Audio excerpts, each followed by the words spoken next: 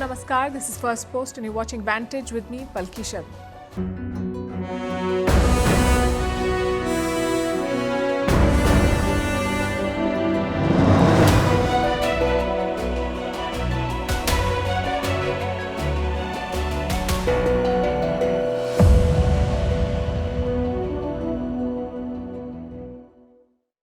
The Pentagon is holding a secret meeting. Secretary of War Pete Hegseth has summoned hundreds of U.S. generals and admirals to Virginia. What's the agenda? No one knows. Not even President Trump seems aware of it. His vice president had to step in to answer questions. Typically, senior generals visit Washington twice a year, but this time even officers from combat zones have been called back. So what is this meeting about? Is it a new defense strategy, a political reset, or something else entirely? The headlines are calling it the military's version of Squid Games. Meanwhile, Trump is expanding his trade war. He has now announced a 100% tariff on Pharma.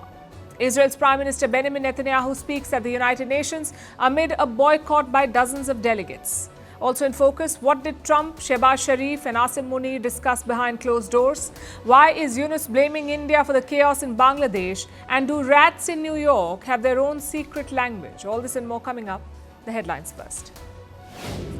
Iran and Russia sign a $25 billion deal to build nuclear power plants in the Islamic Republic. This comes just ahead of the likely return of UN sanctions on Tehran. Western countries have long accused Iran of seeking an atomic bomb, but it's a charge that Tehran has vehemently denied.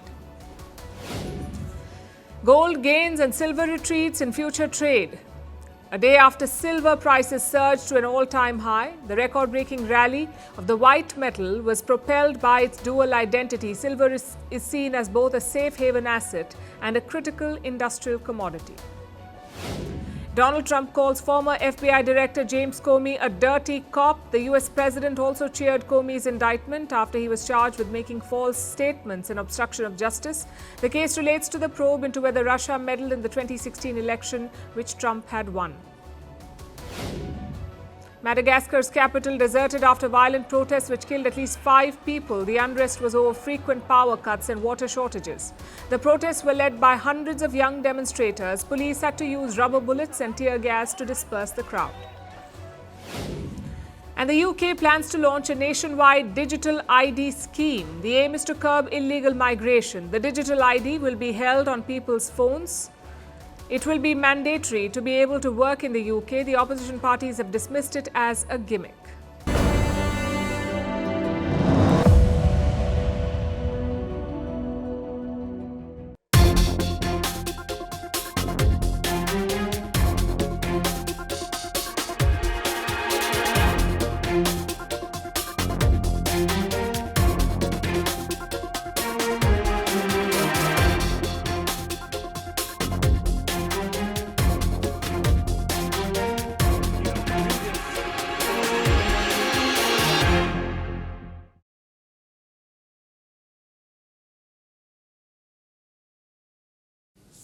It's unprecedented, it's top secret, and it is highly controversial. A move that has shaken up the American military, and at the center of it is a mysterious summon.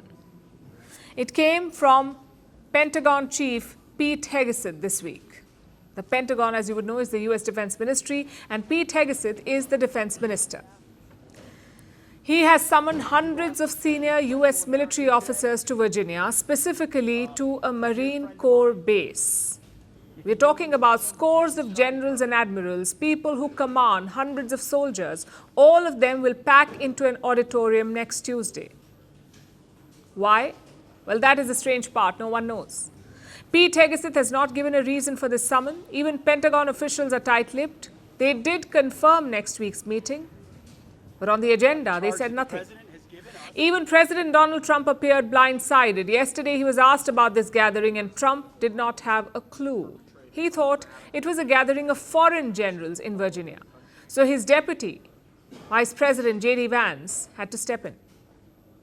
Secretary Hegseth is inviting military leaders from all around the country on Tuesday. Will you also be there? From all around the country to what? from all over the world. To Virginia. To He's Virginia? Inviting the generals and admirals to Virginia for a big meeting. They're not sure why. Well, I know. I love it. I mean, I think it's great. Let him be friendly. Let him be friendly with the generals and admirals from all over the world. Why is there something? No, but is there something wrong with it? What is it about? Will you be there personally as well? And what is it about? Well, I'll be there if they want me. But why is that such a big deal? I mean, the fact that we're getting along with the generals and admirals from all. Remember, I'm the president of peace. It's good to get along. It's good. You act like this is a bad thing. Isn't it nice that people are coming from all over the world to be with us? It's not particularly unusual that generals who report to the Secretary of War and then to the President of the United States are coming to speak with the Secretary of War. It's actually not unusual at all, and I think it's odd that you guys have made it into such a big story. Let's talk some numbers first. The US military has 800 officers at the level of general. 800. 44 of them are 4-star generals, meaning the senior most military officers of the United States of America, and many of them serve abroad. They are in charge of US military commands overseas, like in Africa, in the Indo-Pacific, in West Asia. Which makes you wonder, what's cooking? What is the Pentagon up to? We'll look at the possible explanations, but first let's look at the build-up. Pete Hegseth is not a typical Pentagon chief. He is a former television host with a sketchy past. He's been accused of sexual assault, he's had trouble with alcoholism, and he's never held a public office before. So why did Donald Trump pick him? Well, for his absolute loyalty. After taking charge, Pete Hegseth has tried to reshape the US military. In the month of May, he ordered a downsizing, a 20% cut in 4-star generals, and a 10% cut in other generals. He has also fired dozens of senior officers. Many of them were people of color and women. Pete Hegseth fired them. He says the US military was becoming too woke. So his solution? To restore a so-called warrior ethos. And from day one, and each 100 of those days, our overriding objectives have been clear. Restoring the warrior ethos, rebuilding our military, and reestablishing deterrence. Restoring the warrior ethos is the most fundamental of those three. Everything starts and ends with warriors in training and on the battlefield. We are leaving wokeness and weakness behind and refocusing on lethality, meritocracy, accountability, standards, and readiness.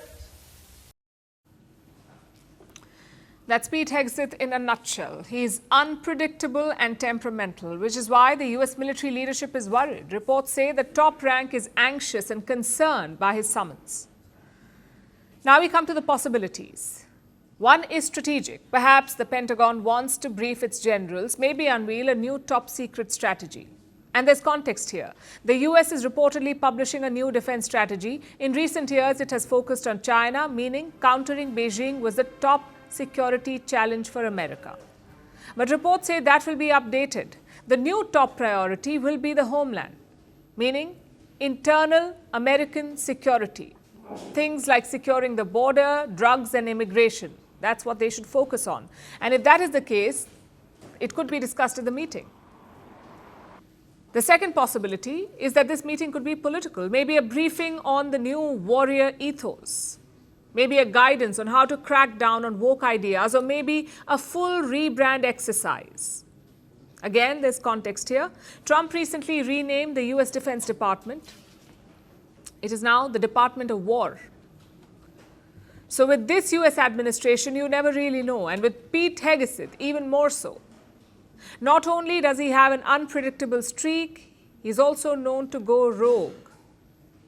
Let's go back to the first weeks of Trump's second term. Out of nowhere, cargo planes carrying weapons for Ukraine were grounded, 11 of them in Doha and Delaware. Nobody knew what had happened. The order did not come from the White House. It did not come from the American generals. It did not even come from the vice president. So Washington was confused. As it turned out, Pete Hegseth was the one who gave that order. That too without Trump's knowledge. Is this meeting also one such rogue move? I'm afraid we can't be sure, but it does carry several strategic implications. As you know, the US is the most powerful military in the world. It is deployed in hotspots across the globe, in West Asia, in the South China Sea and in Eastern Europe. Their presence is a vital deterrence against military aggression. For example, against Chinese designs on Taiwan. Yet, Pete Hegseth is summoning generals away from their post. Also, it sounds like an intelligence nightmare. Just imagine the scenes on Tuesday. Hundreds of top generals huddling under the same roof. It's a big logistical and security challenge. Let's see if the meeting's agenda lives up to the hype.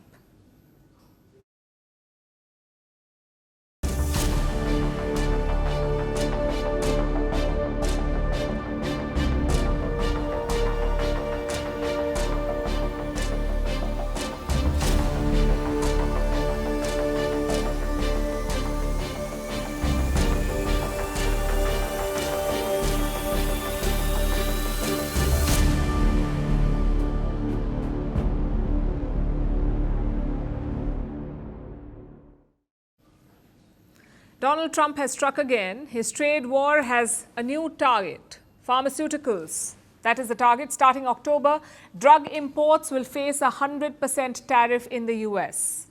Just like his earlier moves, this too hits India.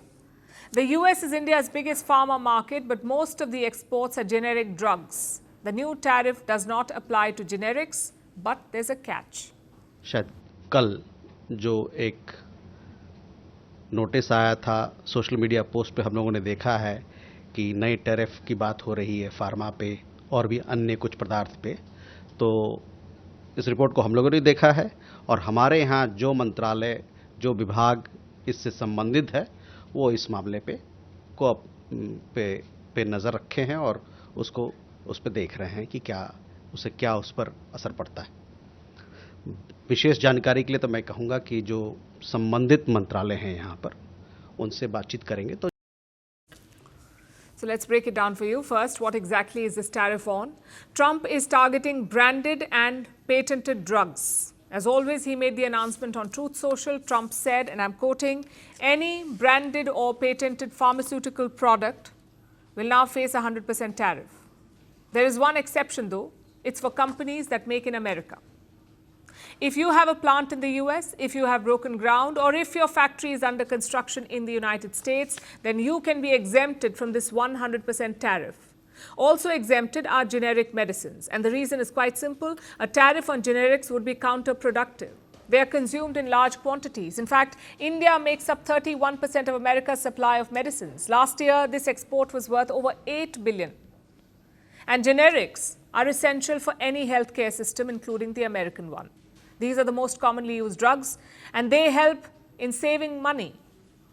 In 2022, generics saved the US economy some $219 billion.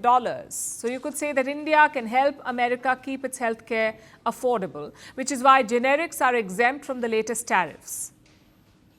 But they're still being targeted with a different tool. Washington has ordered an investigation. The scope of this probe is very broad. And the question it is trying to address is this. Do pharma imports pose a threat to US national security? That's what they will investigate. Do pharma imports pose a threat to US national security? The review covers finished drugs. It also covers active pharmaceutical ingredients, or APIs as they're called, and other medical materials. The US Department of Commerce is leading this probe.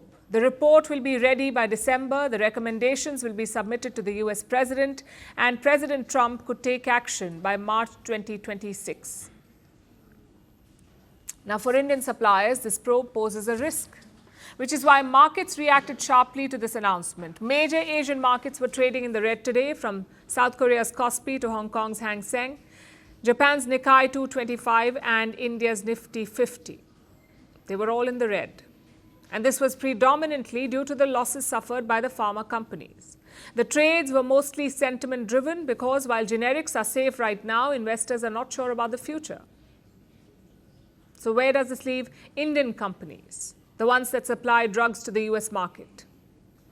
For now, the direct impact is limited. Only a few Indian players sell branded drugs in the US, but Trump is sending a deeper message, the same one that he has sent through other tariffs. He wants you to make in America. He wants you to invest in America, build more factories, more manufacturing facilities. And global pharma giants have already started doing this. They are building new plants, they're expanding their base in the US, and that poses a long-term challenge for India. The success of Indian pharma was built on two factors: low cost and scale. Indian companies produce good quality drugs at scale, and they do it at reasonable prices. But this model is now under threat. To keep their market share in the United States, they may have to build factories in the US, and that means higher costs and thinner margins. Big companies may survive this, but smaller firms could struggle. So what is the way out? Well, a trade deal could help. India and the US are talking again. If they strike an agreement, if pharma is included in the pact, then these tariffs could be capped. But with Trump, there is no guarantee. Remember, this is not an isolated move. The pressure is coming from many sides. In addition to the 50% tariffs on Indian exports, Trump has revoked the sanctions waiver for Chabahar port. He has imposed a $100,000 fee on the H-1B visa, and now the pharma sector is under attack. Trump is clearly turning up the heat. Yes, India will feel the impact, but so will the US. Because these latest tariffs target medicines. Many of them are life-saving drugs, so the real cost may not be borne by Indian companies alone. American patients could end up paying the biggest price for their president's reckless moves. TikTok, you know, it's run by American investors. TikTok.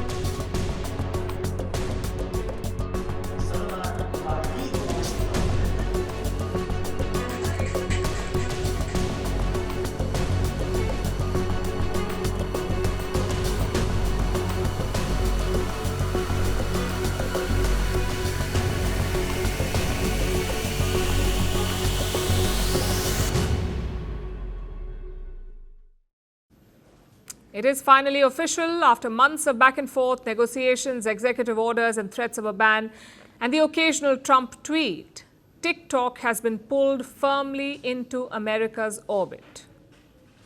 Donald Trump has signed off on a deal. It will shift TikTok's US operations into American hands. Right now, TikTok is owned by Chinese giant ByteDance. Under the new deal, ByteDance will surrender its US arm. TikTok US will spin off as a separate company. It is valued at around $14 billion, the new US company. And it will be placed under the control of American investors. That's the deal right now. So this is interesting because I had a very good talk with President Xi. A lot of respect for him. Hopefully he has a lot of respect for me too. And we talked about TikTok and other things, but we talked about TikTok, and he gave us the go-ahead. You know, it's run by American investors and American companies, great ones, great investors, the biggest. You don't get bigger, I don't imagine. So who will own TikTok US? The ownership map looks like a who's who of America's business elite. There's also a sprinkling of Gulf royalty. Leading the charge are Oracle and Larry Ellison. The US tech giant will play gatekeeper on data security. Private equity group Silver Lake also has a stake, so does MGX. It is an Abu Dhabi fund chaired by Zayed Al Nahyan. He is the brother of UAE President Mohammed bin Zayed, MBZ. Now, MGX will have a 15% stake and a board seat. Together, they will have around 45% control. Other names doing the round are Michael Dell and Rupert Murdoch. Together, American investors will control over 65% of TikTok. It's very good and very meaningful, but we have American investors taking it over, running it, highly sophisticated, including Larry Ellison. And Oracle, I guess, is going to play a very big role in terms of security, safety, and everything else. So we have very good controls. And what about the rest? Well, there's very little clarity about it, but here's what we know. 19.9% of the stake will remain with ByteDance, the Chinese parent company. So China will control around 20% of the app, but the TikTok deal is less about logistics and more about control. For decades, the US exported social media the way it exports Coca-Cola. Facebook, Instagram, Twitter, YouTube, Snapchat, they were all born in California. They expanded to the farthest corners of the world. Then along came TikTok, a Chinese import, an app that Americans downloaded in the millions. As of today, 170 million Americans are on TikTok. That's around half of the US population, 170 million. 63% US teens use this app. So for Washington, it was a breach, a foreign entity holding the eyeballs of the country. The other thing they were concerned about was data. TikTok gathers vast amounts of data like all social media platforms do. This includes your location, your browsing habits, and even your contacts. Now, under Chinese law, ByteDance could be compelled to share that data with Beijing. So the algorithm can be weaponized. Of course, TikTok insists that none of this has happened, but the US is not convinced. So Washington made its stance clear. ByteDance had to sell TikTok's US operations or face a nationwide ban. And what does China make of it? Trump claims he got Xi Jinping's blessing. Beijing has not said much publicly, but don't mistake silence for surrender. China has every reason to be wary. This is a homegrown tech giant being chopped up under US pressure. Approving the deal means swallowing that humiliation. Rejecting the deal means risking a ban on TikTok in its largest market outside China. For now, Beijing seems to be holding its tongue. After all, the app's survival is better than destruction, but the problem is the precedent that it sets. For decades, the pattern was quite clear. If you were on social media anywhere, odds were that it was an American platform. TikTok broke that spell. Suddenly, the hottest app in the US was not American. It was Chinese. That shook Washington's sense of control. So this deal restores the old status quo. But if the US can muscle a Chinese giant into selling, what stops it from doing the same with future challengers? So I guess the bigger message for all of us is this: the world can use American apps, but the United States will not tolerate someone else's app dominating its market.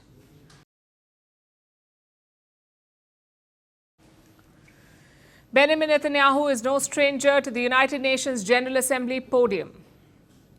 After all, he's the longest-serving Israeli Prime Minister. He has given this speech multiple times, but this year was different. The war in Gaza has dragged on for nearly 2 years. The death toll has soared past 65,000. Israel's allies have begun to peel away. Some are even recognizing Palestine. In this backdrop, Benjamin Netanyahu arrived for his UNGA speech today, but before he could even start, dozens of delegates walked out. Some even booed as they left. Please order in the hall. Please order in the hall. Please order in the hall.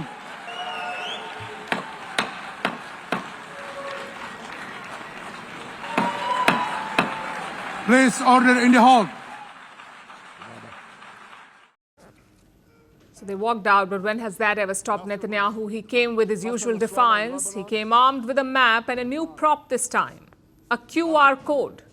The Israeli Prime Minister sported a QR code on his suit.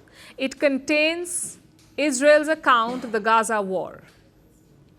The QR stunt was meant to funnel the world's attention back to October 7th. October 7, 2023, that's when Hamas attacked Israel. He framed it as Israel's eternal justification for Gaza's destruction. But not everyone was convinced, especially the half-empty hall. But we're not done yet. The final elements, the final remnants of Hamas are holed up in Gaza City. They vow to repeat the atrocities of October 7th again and again and again, no matter how diminished their forces. That is why Israel must finish the job. That is why we want to do so as fast as possible.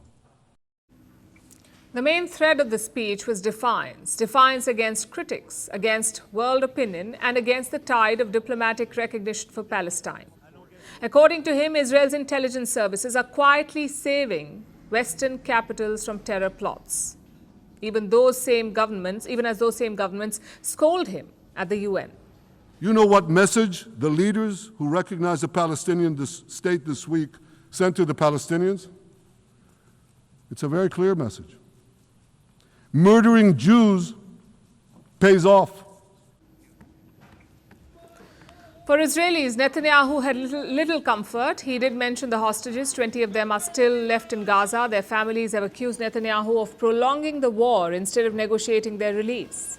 Hamas insists it is not blocking a deal. Yet Netanyahu doubled down. He says no ceasefire, no compromise. Instead, he spoke directly to the hostages. He promised to bring them back home.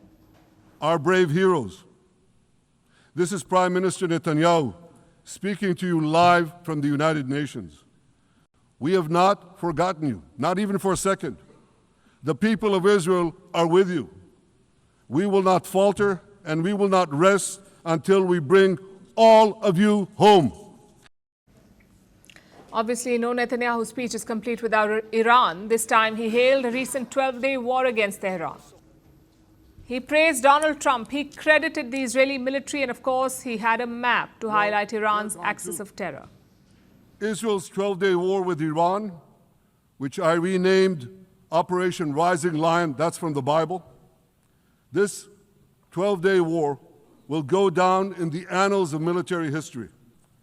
Our daring pilots neutralized Iran's missile defenses and took control of the skies over Tehran. And you saw this. Israeli fighter pilots and American B-2 pilots bombed Iran's nuclear enrichment sites. I want to thank President Trump for his bold and decisive action. The speech went on for about 45 minutes. It ended on the same defiant note. Clearly, Netanyahu is not backing down. What does that mean for Gaza? Well, there are talks of a post-war plan, and one name is being floated: Tony Blair. Yes, the former Prime Minister of the UK, Tony Blair, the man who marched Britain into Iraq, and then with then US President George W. Bush. Now, the same Tony Blair is angling for another shot at history. According to reports, Blair is positioning himself to oversee Gaza. How will he do that? Through a post-war transitional authority. It would be backed by the Trump administration. The idea is quite simple. Gaza would be run by a Palestinian committee. It would be supervised by an international board, possibly chaired by Tony Blair himself. It would be a kind of trusteeship, a temporary arrangement until something more permanent could emerge. The plan, of course, is controversial. Arab states worry that it would sideline Palestinians. Gazans are unlikely to welcome a foreign caretaker, and Netanyahu, well, he has repeatedly rejected any role for the Palestinian Authority. So a Blair-led trusteeship is a far stretch. Yet Tony Blair has been lobbying. He's attended White House meetings. He's spoken with Arab leaders and floated his vision of Gaza under international supervision. You could say this is an attempt at comeback. Whether it's Netanyahu at the UNGA with his maps and QR codes, or Tony Blair floating himself as Gaza's trustee, the trend is quite clear. The war may have stretched for almost 2 years, but the battle over what comes next is only just beginning. And if history is any guide, the struggle to control Gaza's future may prove just as fierce as the war that destroyed its present.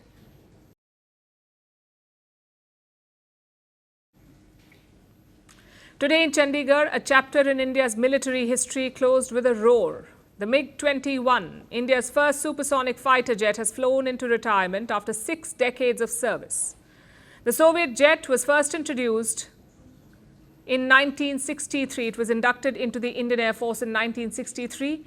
By the 1980s, it was not just a jet, it was the workhorse of the Indian Air Force. It was deployed in multiple wars. Very few aircraft have carried a legacy so long. But with this glory also came tragedy. By the 2000s, the MiG-21 earned a grim nickname, the Flying Coffin. That's what it was called, the Flying Coffin. Hundreds of crashes, countless lives lost, and yet for generations of pilots, flying the MiG was a rite of passage. Today, at the very base where it was first inducted, the jet bowed out in style. Our next report takes a look.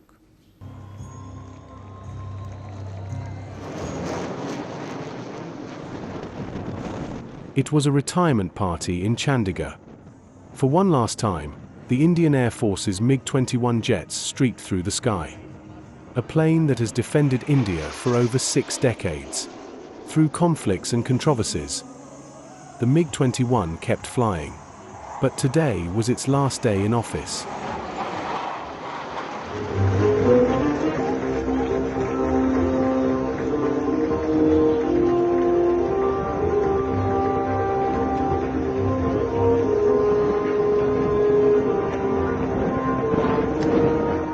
A well-deserved retirement for the workhorse of India's air fleet.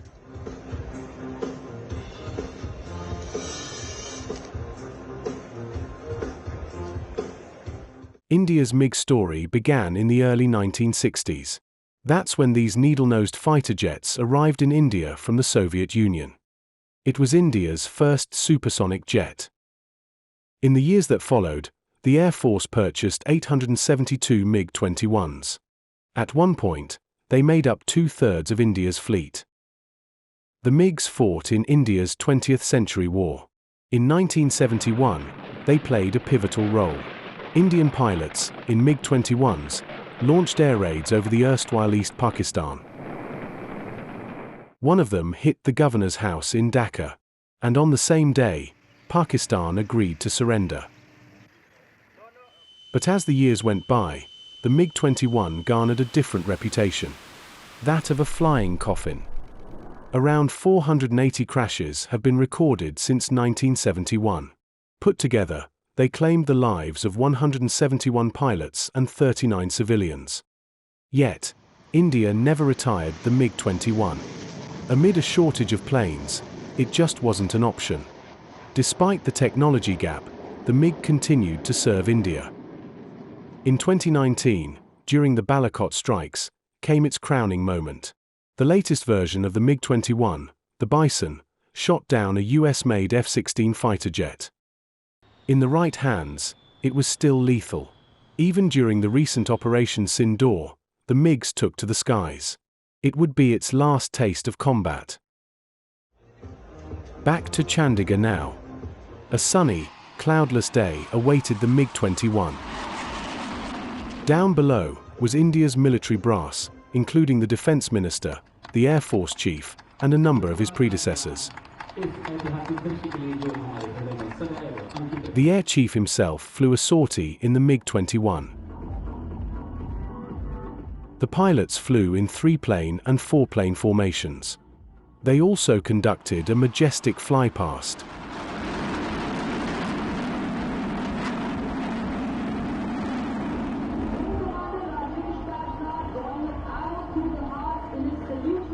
As they returned to the ground, the MiG-21s received a water cannon salute. Thus ended an illustrious chapter in India's Air Force history. साथियों, कोई भी ऐतिहासिक mission हो, हर बार MiG-21 ने तिरंगे का सम्मान बढ़ाया है। इसलिए यह फेयरवेल हमारी कलेक्टिव मेमोरीज का भी है और हमारे नेशनल प्राइड का भी है और इस जर्नी का भी है जिसमें करेज, सैक्रिफाइस और एक्सेलेंस की कहानी लिखी गई है।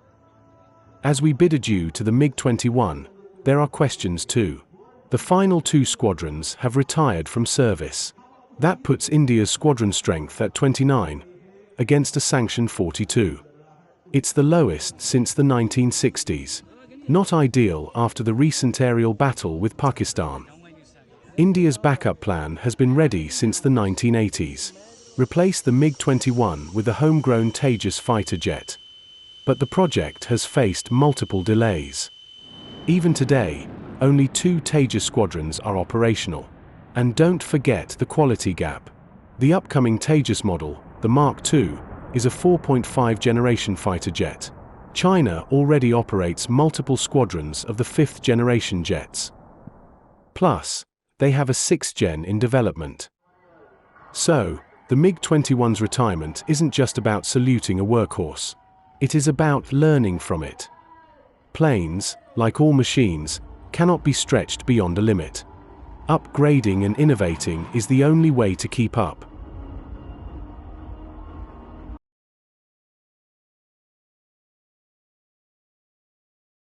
It's a busy week for Donald Trump. A lot of his allies are in the US for the United Nations General Assembly. Some of them are dropping in at the White House. Guess who dropped by yesterday? Pakistan's Prime Minister Shehbaz Sharif. And he came with his boss, Army Chief Asim Munir. Things did not start off quite well.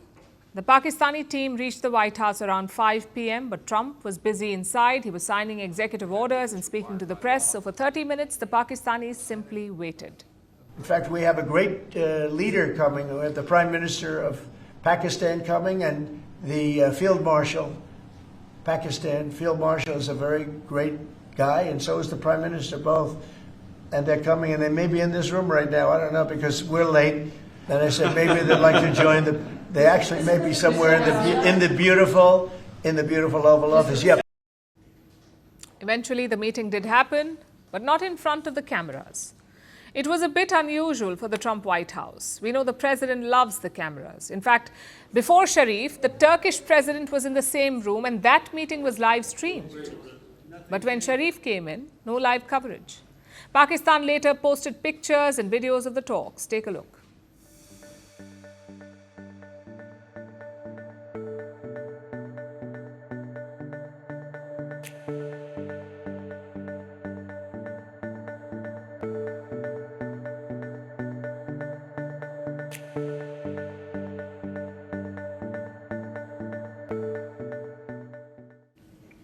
The power equations are quite clear here. Trump, Munir, and then Sharif. That's the order.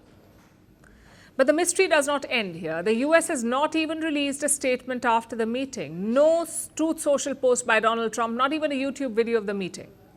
So what's happening here?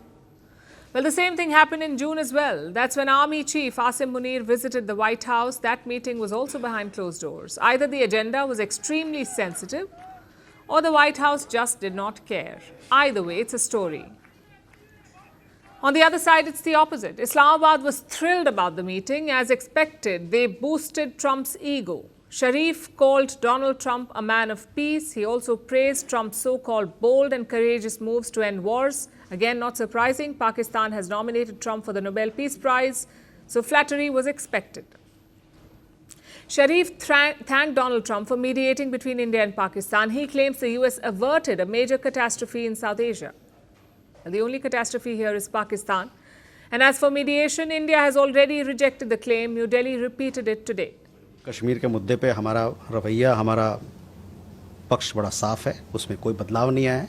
जहाँ तक मध्यस्थता की बात है, वहाँ भी तीसरे किसी भी पक्ष की द्विपक्षीय मुद्दों पे भारत और पाकिस्तान के बीच में द्विपक्षीय जो मुद्दे हैं, उसमें कोई जगह नहीं है तीसरे पक्षों का।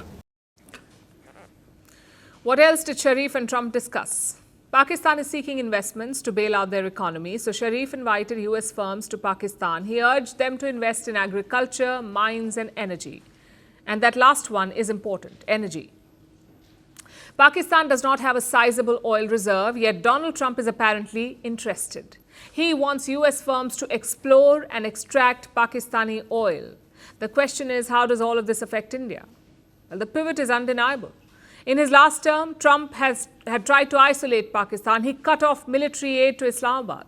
He even called them a safe haven for terrorists.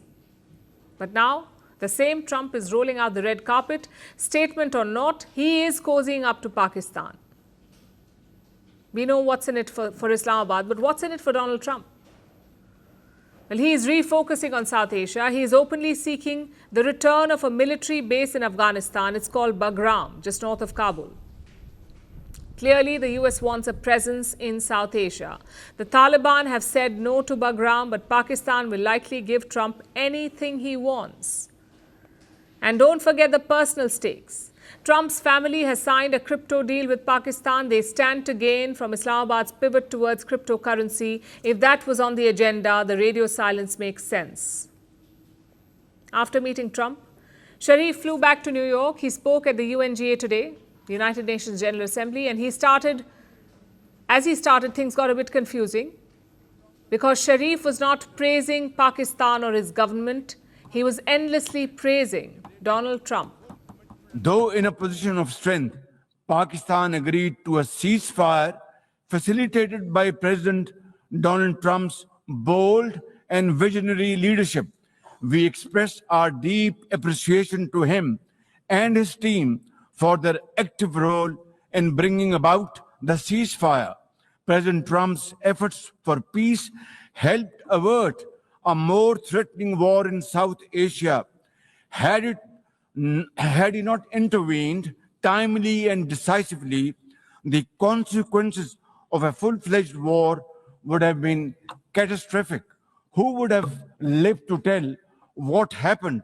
And therefore, in recognition of President Trump's wonderful and outstanding contribution to promote peace in our part of the world, Pakistan nominated him for Nobel Peace Prize. And I think this is the least we could do for his love for peace. And I think truly he's a man of peace. Then came the usual rhetoric. Sharif criticized so-called Indian tyranny in Kashmir. He also called for a UN-backed plebiscite in the region. Like I said, the usual propaganda from Pakistan. Sharif also made his customary offer of talks. He said he is ready for result-oriented discussions with India. But New Delhi's position is clear. First stop terror, then we can talk. I'm sure India was watching Sharif closely in the US. First the White House meeting, then the rambling UNGA speech. Tomorrow, it's India's turn to speak. Foreign Minister S. Jaishankar will deliver India's address. So expect some fireworks this weekend. Also in the US is Mohammed Yunus. Though frankly not a surprise, if there's a foreign trip on offer, Yunus will take it. He will address the General Assembly later today. But he's already made headlines, all thanks to his anti-India rhetoric. Yunus's strategy appears to be pretty simple. Blame India for everything. Radicals overrunning your streets? Blame India. Regional cooperation fading? Again, blame India. Unable to fix your relations with New Delhi? Again, blame the Indian side. That sums up Mohammed Yunus's strategy. He says India did not like Sheikh Hasina's ouster last year. Therefore, New Delhi is spreading fake news in Dhaka. We have problems with India right now because they didn't like what the students have done. They're hosting Hasina, who's the former prime minister, who created all this problem and killed the young people. And that creates a lot of tension between India and Bangladesh.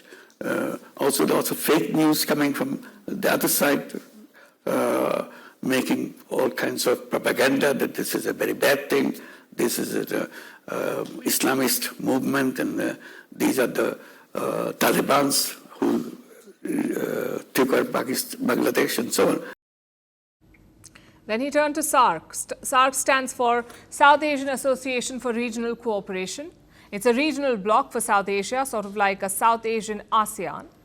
But for years now, SAARC has been frozen because of Pakistan. Islamabad continues to sponsor terrorism against India, so India does not want to platform Pakistan. It's as simple as that. But Mohammed Yunus is conveniently hiding that reality. Instead, he is blaming India for stalling SAARC. All the countries that in the SAARC countries, they can visit each other, make friends with each other, study in the universities, colleges, wherever they are. They go do business in each other's countries. That was the whole idea. Our history gives us the opportunity to make that happen. But somehow it didn't fit into the politics of one country, so we have to stop that. Well, India has reacted to this claim. It has indirectly blamed Pakistan for sabotaging SAARC. We want to promote regional connectivity and collaboration. As far as SAARC is concerned, we made our position very clear. There is one particular country which is responsible for holding progress in SAARC. And you know that country, which country is that country. But Yunus is very serious about this. He had a meeting with Pakistan's Prime Minister in New York. Once again, SAARC came up and listened to Yunus's statement about it. I'm quoting. With SAARC largely inactive in recent years, the two leaders also discussed alternative avenues to enhance regional cooperation. For starters, good luck. Any South Asian bloc without India is unlikely to take off, and that's not bluster, that's simple geography. India is the geographic center of South Asia. So without India, a regional bloc does not make sense. Secondly, why is Yunus bothering with such long-term plans? He's an interim leader. He will be on his way out by February. That's when Bangladesh will hold its elections. So why not leave all this planning to the next leader, to an elected leader? Because it doesn't fit his agenda. Under Mohammad Yunus, Dhaka has moved away from Delhi. It has also provoked India with hostile moves, like signing strategic deals with China, holding military talks with Pakistan, buying weapons from Turkey, and restricting imports from India. After doing all this, who does Yunus blame? New Delhi. Let's focus on his two main claims. One, that India is hosting Sheikh Hasina. Well, that's not a secret. Yes, Dhaka has requested her extradition. But India has real concerns, like will Sheikh Hasina get a fair trial or a show trial? Will things even reach the court, or will Islamist radicals take matters into their own hands? Yunus is not willing to address these concerns, yet he keeps obsessing over Hasina. Secondly, he talks about the so-called fake news. Apparently, there is no Islamist wave in Dhaka. It's all made up by the Indian media. Then why did Bangladeshi students march with ISIS flags? Why did mobs destroy temples only? Yunus won't answer that. And it's not just India. He has a French outlet saying the same thing, that Islamists have resurfaced in Dhaka. So this is not some one-sided propaganda we are peddling. It is the global consensus on the new Bangladesh. Just look at what happened at Dhaka University. Campus elections were held recently. Guess who won? The Jamaat student wing, the same radical Jamaat that was banned under Sheikh Hasina, that supported Pakistan's genocide in 1971. They won this election. But sure, there is no Islamist wave in Dhaka. Yunus can say whatever he wants, but here's the truth. History will not be kind to him. He was brought in to stabilize and reform Bangladesh. Instead, he has unleashed radical forces. Did he do it on purpose? Well, we don't know. But that's his legacy. Compare him to the new interim leader of Nepal. You know what she said in her first speech?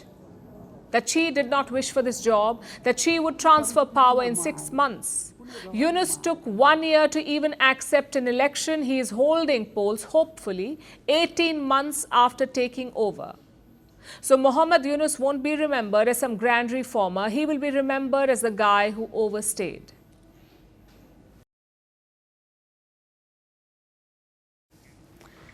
Now let's talk about the situation in Ladakh. This week, tensions exploded in the region. 2 days ago, protests turned violent in the town of Leh. 4 locals have died, 90 others were hurt.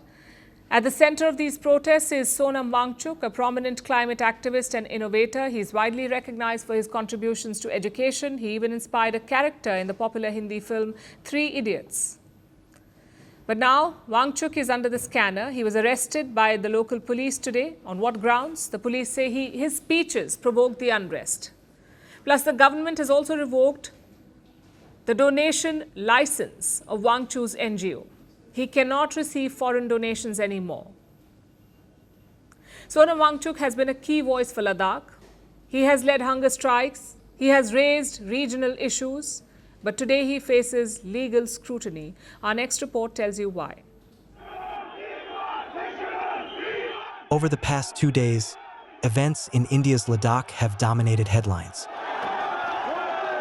Violent clashes led to casualties. A curfew has been imposed. Internet services were suspended. And today, the face of the protests in the region was arrested. Sonam Wangchuk was detained in Leh today. Police said he was detained before a planned press conference. Local officials claim Wangchuk played a role in the unrest. They allege his statements encouraged crowds to act violently, leading to some protesters targeting government buildings. The government has also taken action against organizations linked to him. It canceled the FCRA license of his NGO. The Foreign Contribution Regulation Act, or FCRA, is a law that governs how Indian organizations can receive money from abroad. If the license is revoked, that organization cannot legally accept foreign funds. The CBI has also opened an inquiry into his institute for alleged violations of this law. Wangchuk has denied the allegations. He says he is being made a scapegoat.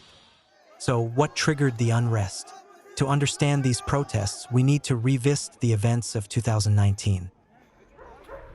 That was when Article 370 was revoked. The state of Jammu and Kashmir was split into 2 union territories. Jammu and Kashmir kept a legislature. Ladakh did not. Since then, Ladakh has been governed directly by the central government. Many local groups say this has left them without political representation. They are demanding statehood. They are also asking for inclusion in the 6th schedule of the Constitution. The 6th schedule gives tribal majority regions more autonomy. It allows local councils to make laws about land, forests, jobs, and resources. Over 90% of Ladak's population belongs to scheduled tribes. That is why local groups argue the 6th schedule should apply to them. For years, these demands have led to marches, sit-ins, and hunger strikes. This week, the protests turned violent, and Wangchuk, a prominent voice in the movement, has now been arrested. Ladak's unrest goes beyond local politics.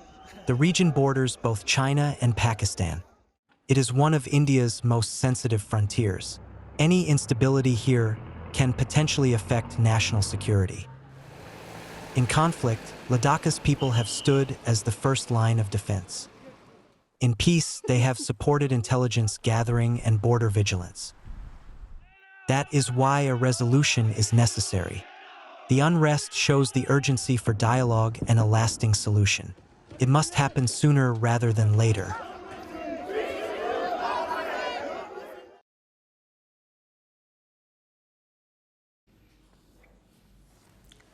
What does it take to make decisions? Let me be more specific.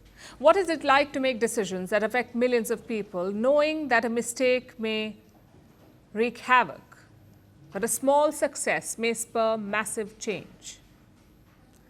Well, this is exactly what policymaking is all about. It is made up of quiet, seemingly boring moves that can bring great results.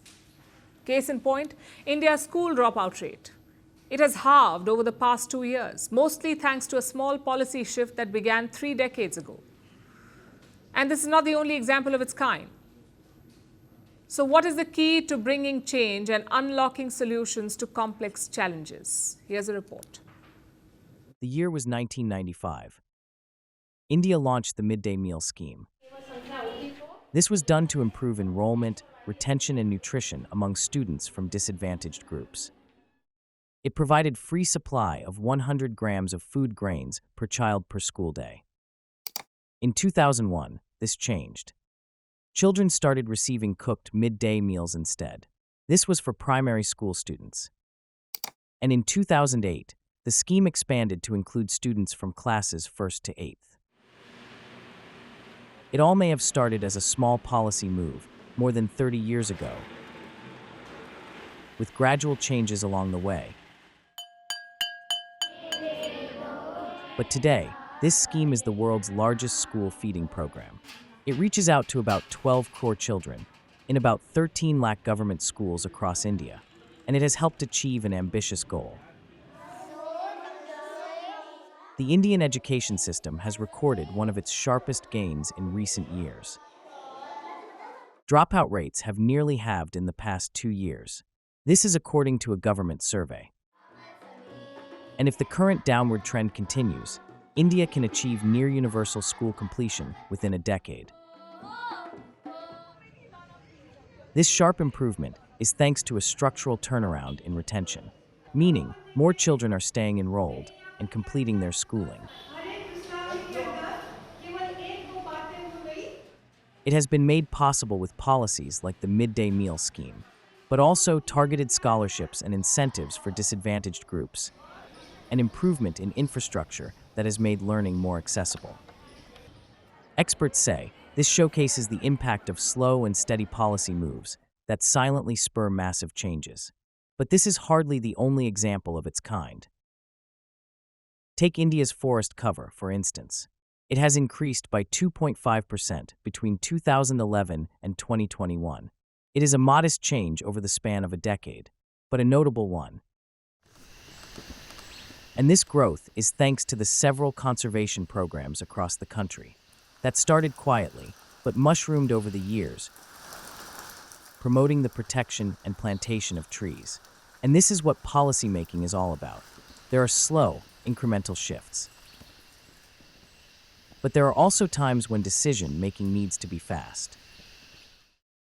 We saw this during the pandemic, when the world witnessed a range of different responses, from closing borders to restricting movement of people and mandating masks. But whether it is fast or slow, one thing is common. Policymaking is a never-ending process. Every small decision can affect millions of people, and the key is to unlock seemingly simple, even boring answers to solve complex challenges. But it is not as easy as it sounds. Making policy is really difficult. It is rarely straightforward, and no policy is perfect. Whatever the decision, the effects are almost always uneven. Plus, policymaking is a multilateral effort. It includes civil servants, elected ministers, researchers, generalists, and specialists. All kinds of people influence policies. And at the very heart of it are the communities that are connected to the challenge. They are impacted by the problem, but also influence the solutions.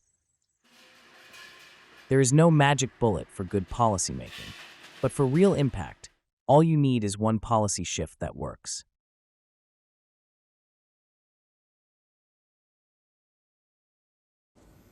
Our last story tonight comes from New York City. This is the most populous city in the United States. It is also home to a lot of rats, about 3 million of them, 3 million rats. And they're not your average rats. They love to socialize, they have an active nightlife, and apparently they even have their own language. That's right, researchers have picked up on high-frequency rat chatter. Apparently, it is an entire social language that we humans cannot hear. But is this true? Our next report explores. A years-long war, humans versus rats, and the battleground, none other than the Big Apple. New York City. This is the most populous city in the U.S., but its boroughs are also home to about 3 million rats. Lurking beneath the glitz and glamour, they are resilient. They are troublesome. And they have cemented their position as native New Yorkers, albeit without the tote bags or the steep rent. So in 2023, the city appointed a rat czar to up its fight. Kathleen Karate vowed to eliminate the city's rodent problem. Armed with a budget of $3.5 million, she launched an all-out campaign to end the rodent reign. She tried to raise public awareness about rat mitigation. Her efforts included so-called rat walks, where attendees strolled through neighborhoods and learn about ratty behavior, pardon the pun. Because nothing says fun day out like bonding over scurrying vermin. She also introduced birth control for rats to reduce their population. But alas, the czar has been dethroned. She has quit. She's off to less squeaky pastures. And the city's furry rodents have prevailed, yet again. But what is the secret to their success? Do they have tiny rat smartphones? Are they calling in reinforcements? Turns out they might have something even better. A secret language, you heard that, right? According to new research, New York City rats are great conversationalists. They love to socialize. They have an active nightlife. And they love to chat. They have their own social language. It is a high-frequency chatter.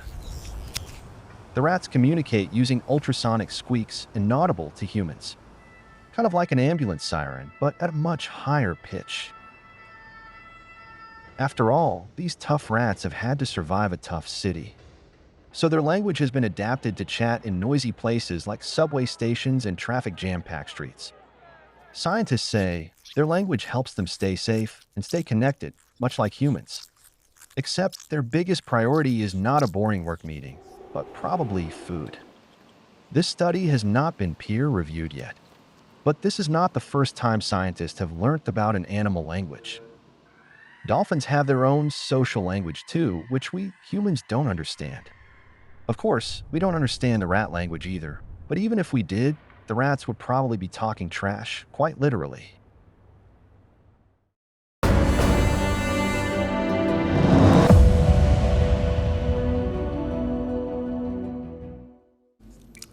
Pakistan has reached the final of the Asia Cup, or should I say, tripped fell and somehow slid into the final.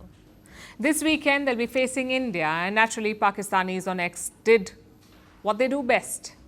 Not fix their batting order, not improve their fielding, but meme their way through the existential crisis that is Pakistani cricket.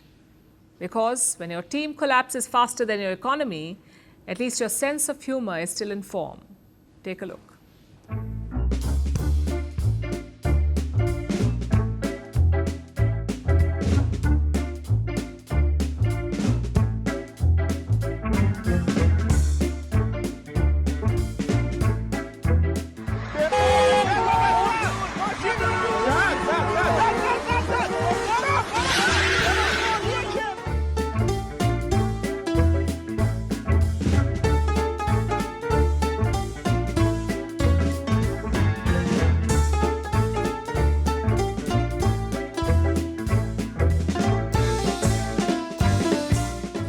पता नहीं ऐसे dangerous situation में मैं automatically आगे कैसे आ जाता हूँ।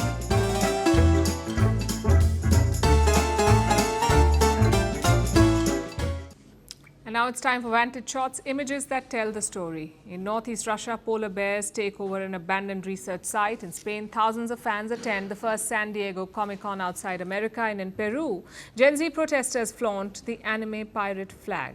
Finally, we're taking you back in history. On this day in 1960, the first televised U.S. presidential debate was broadcast. John F. Kennedy squared off against Richard Nixon. Kennedy was widely acknowledged as the winner of that debate. Nixon appeared nervous and had refused to wear makeup.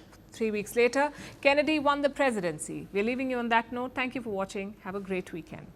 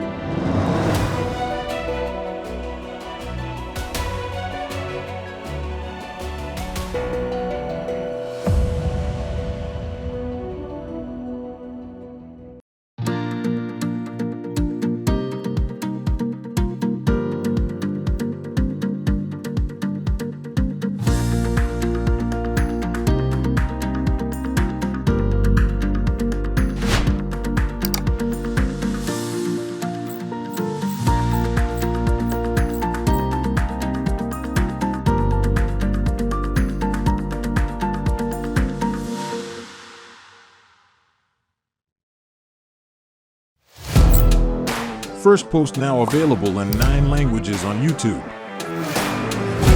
English, Stands at $36 trillion. French, Le FMI, comme German, Geschäftsführenden Direktor, Hindi, $30 trillion ka karjo. Indonesian, Pemerintah tanpa pemeriksaan. Italian, Sekali radikali. Japanese, 4 兆ドル以上も Portuguese, por causa do próprio balanço patrimonial. Spanish. Beautiful bill. Go to Settings, click on Audio Track and select the language of your choice. Be the first to know what's happening around you in your first language. Firstpost.